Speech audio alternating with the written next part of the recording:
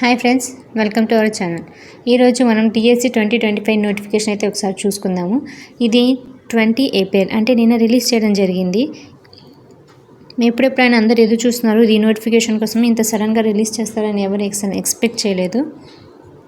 దీని application date starting వచ్చేసి మనకి నిన్నటి నుంచి ఆల్రెడీ స్టార్ట్ అయిపోయింది. 20 ఏప్రిల్ నుంచి స్టార్ట్ అయ్యి 15 మే దాకా దీని అప్లికేషన్ ప్రాసెస్ అనమాట. అంటే మనం ఎవరైతే అప్లై చేసుకోవాలనుకుంటున్నారో వాళ్ళు 20 ఏప్రిల్ నుంచి 15 మే దాకా, 15 మే అనేది లాస్ట్ డేట్ అనమాట.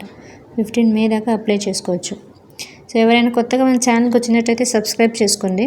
దీనికి నోటిఫికేషన్లో మనకి ఎస్జిటి, ఎస్ఏ పోస్ట్కి సంబంధించిన అన్ని డీటెయిల్స్ అనేవి నోటిఫికేషన్లో ఇవ్వడం జరిగింది. ఏ డిస్టిక్లో ఎన్ని పోస్ట్స్ ఉన్నాయి అన్నీ కూడా మనకి ఇక్కడ ఇచ్చారు. ఇక్కడ డిస్టిక్స్ వచ్చేసి చూసుకుంటే మనకి అనంతపూర్, చిత్తూరు, ఈస్ట్ గోదావరి, గుంటూరు, కడప, కృష్ణా, కర్నూలు ఇలా అన్ని డిస్టిక్స్కి సంబంధించినవి ఇచ్చేశారు.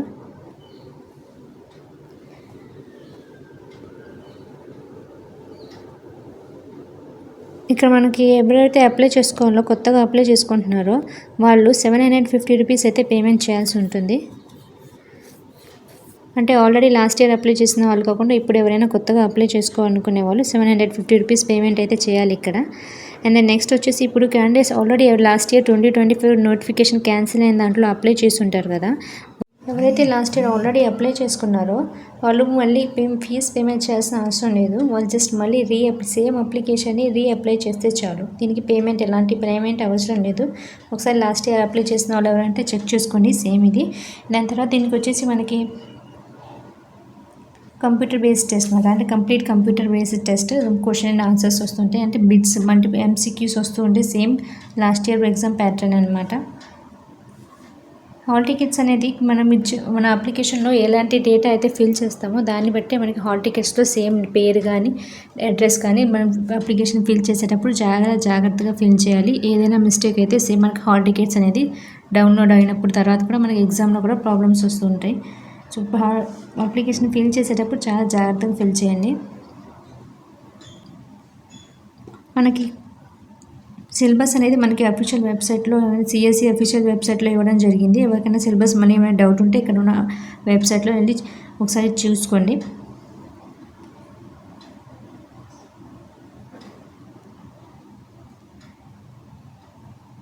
ఇక్కడ మనం క్యాండిడేట్స్ ఎవరైతే మోర్ దెన్ 1 పోస్ట్కి ఎలిజిబుల్ ఉంటారో, అంటే TGTకి, SAకి రెండింటికి అప్లై చేసుకునే వాళ్ళు మన పోస్ట్ ప్రిఫరెన్స్ అనేది ఖచ్చితంగా మనకి ఏ పోస్ట్ ప్రిఫరెన్స్ చేస్తున్నామో చూసి జాగ్రత్తగా ఇవ్వాలి. ఎందుకంటే మనకి రేపు జాబ్ అలాట్మెంట్ కూడా ఆ ప్రిఫరెన్స్ని బట్టే వస్తుంది.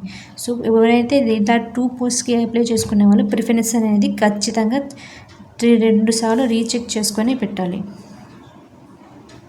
ఈ సర్టిఫికేట్స్ ఎవరైతే అప్లోడ్ చేయాలో వాళ్ళ అనేది సర్టిఫికేట్స్ అప్లోడ్ అనేది లాస్ట్ డేట్ అనమాట. అంటే last date of certificate should be applied on the last day of the submission. Application form యొక్క లాస్ట్ డేనే సర్టిఫికేట్స్ అనేది అప్లోడ్ చేయాలి. సర్టిఫికేట్స్ ఎవరైతే అప్లోడ్ చేయలేదో వాళ్ళకి హాల్ టికెట్స్ అయితే రావు.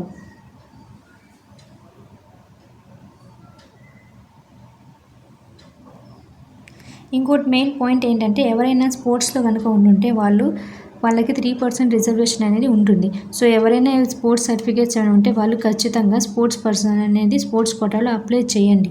ఇది మీకే బెనిఫిట్. 3% రిజర్వేషన్ ఇస్తున్నారు. అంటే 100 పోస్ట్స్ ఉంటే దాంట్లో 3 పోస్ట్స్ అనేది స్పోర్ట్స్ పర్సన్స్కి ఇవ్వడం జరిగింది. సో ఇది ఒక స్పెషల్ రిజర్వేషన్ కేటగిరీ. మనం ఇక్కడ కంప్లీట్ నోటిఫికేషన్ డీటెయిల్స్ అనేది ఏపీ మెగా డిఎస్సి 2025 చూసినట్టయితే ఇక్కడ మనకి డేట్ ఆఫ్ నోటిఫికేషన్ అనేది 20 ఏప్రిల్కి అంటే నిన్న రిలీజ్ చేయడం జరిగింది. And payment and fees mega DSC అనేది అంటే ఆన్లైన్ అప్లికేషన్ ప్రాసెస్ మొత్తం నిన్నటి నుంచి ఆల్రెడీ స్టార్ట్ అయిపోయింది. 20 ఏప్రిల్ నుంచి 15 మే దాకా ఈ అప్లికేషన్ ప్రాసెస్ అనేది మొత్తం కంప్లీట్ అయిపోతుంది.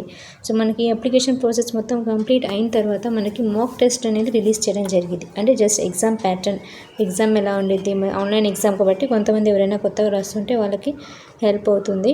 సో ఇది అనేది మనకి మాక్ టెస్ట్ అనేది మనకి 20 మే 20 నుంచి మనకి అవైలబుల్ ఉంటుంది మనకి CSE అఫీషియల్ వెబ్సైట్లో. సో తర్వాత ఇవన్నీ అయిపోయిన తర్వాత మనకి హాల్ టికెట్స్ అనమాట. హాల్ టికెట్స్ అనేది మే మంత్ ఎండింగ్లో అంటే 30 నుంచి రిలీజ్ చేయడం జరిగింది. ఇది మొత్తం మనకి వాళ్ళు ఇచ్చిన షెడ్యూల్ ప్రకారం మొత్తం డీటెయిల్స్ అనమాట, టైం టేబుల్ మొత్తం. మనకి ఎగ్జామ్ షెడ్యూల్ అనేది వచ్చేసి జూన్ 6 నుంచి జూలై 6 దాకా, అంటే కంప్లీట్ 1 మంత్ ఎగ్జామ్ షెడ్యూల్ అనేది ఇక్కడ చూపించారు. ఇది మొత్తం జస్ట్ టెంటేటివ్ అనమాట. అంటే ఇప్పుడు ఇన్ కేస్ క్యాండిడేట్స్ ఎక్కువ మంది ఉంటే ఎగ్జామ్ అనేది లెంతీ ప్రాసెస్, అంటే మోర్ దెన్ 1 మంత్ కూడా ఎగ్జామ్ షెడ్యూల్ జరగచ్చు. ఇన్ కేస్ క్యాండిడేట్స్ కొంత తక్కువ మంది ఉన్నట్టయితే మనకి 15 డేస్ 20 డేస్లో కూడా ఎగ్జామ్ మొత్తం ఫినిష్ అయ్యిండొచ్చు. అంటే షిఫ్ట్ వైజ్ ఉంటుంది. సో షిఫ్ట్ వైజ్ ఉంది కాబట్టి నార్మలైజేషన్ ప్రాసెస్ కూడా ఉండిద్ది. అంటే ఒక్కొక్కరు పేపర్ టఫ్ రావచ్చు, ఒక్కొక్క పేపర్ ఈజీ రావచ్చు. దాన్ని బట్టి నార్మలైజేషన్ చేసి మనకి మార్క్స్ ఇస్తారు. సో మనకి ఇదైన మొత్తం ప్రాసెస్ అయిన తర్వాత ఇనీషియల్ కీ ఎప్పుడు ఇస్తారు మొత్తం అనేది ఇవన్నీ ఇచ్చేసారు. ఇక్కడ మనకి నిన్న నోటిఫికేషన్ అయితే రిలీజ్ చేయడం జరిగింది. తర్వాత మనకి జస్ట్ 45 డేస్ అయి ఉన్నాయి. కొంతమంది ఇక్కడ ఏంటంటే ఇంత తొందరగా ఎగ్జామ్ అంటే మళ్ళీ 90 డేస్ టైం అడుగుతున్నారు. సో ఎగ్జామ్ ఏమైతే చూడాలి ఒకసారి. ఎవరైనా మన ఛానల్కి కొత్తగా వచ్చినట్టయితే ప్లీజ్ సబ్స్క్రైబ్ చేసుకోండి. Thanks for watching.